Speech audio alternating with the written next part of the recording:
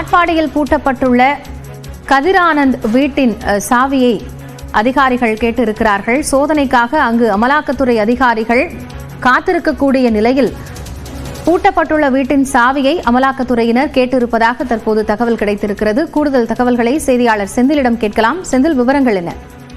செல்வம், விவரங்கள் என்ன? கண்டிப்பாக. அதாவது வேலூர் மாவட்டம் காட்பாடி அடுத்த காந்தி நகர் பகுதியில் அமைச்சர் துரைமுருகன் இல்லம் உள்ளது. இதே வீட்டில் தான் அவருடைய மகனும் வேலூர் பாராளுமன்ற உறுப்பினருமான கதிரானந்தும் உள்ளார். இன்று 9 மணி அளவில் அமலாக்கத்துறையினர் 10 பேர் கொண்ட குழுவினர் இந்த வீட்டில் சென்று சோதனையிடுவதற்காக வீட்டிற்குள் சென்றனர்.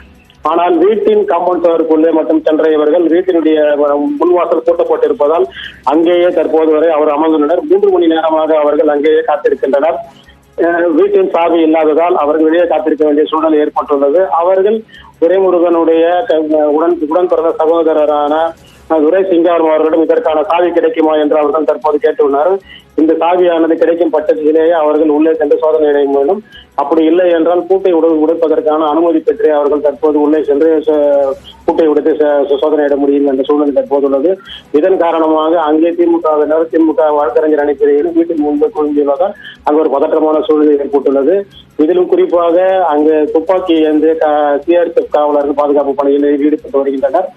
உள்ளே காத்திருக்கக்கூடிய அமலாக்கத்துறையினர்களுக்கான காலை உணவானது தற்போது உள்ளே கொண்டு சென்ற போது அந்த பையை திமுக வழக்கறிஞர் அணியினர் சோதனையிட்டனர். அதாவது அந்த பையில் வேறு ஏதாவது ஒரு பொருளை வைத்து பணமோ நகையை வைத்து உள்ளே கொண்டு சென்று வீட்டுக்கு கொண்டு சென்று விடுவார்கள் என்ற பயத்தில் திமுக வழக்கறிஞர்கள் அவர்கள் அமலாக்கத்துறையினருக்கு வந்த உணவையே சோதனையிட்ட தற்போது அவர்கள் உள்ளே அனுப்பினர்.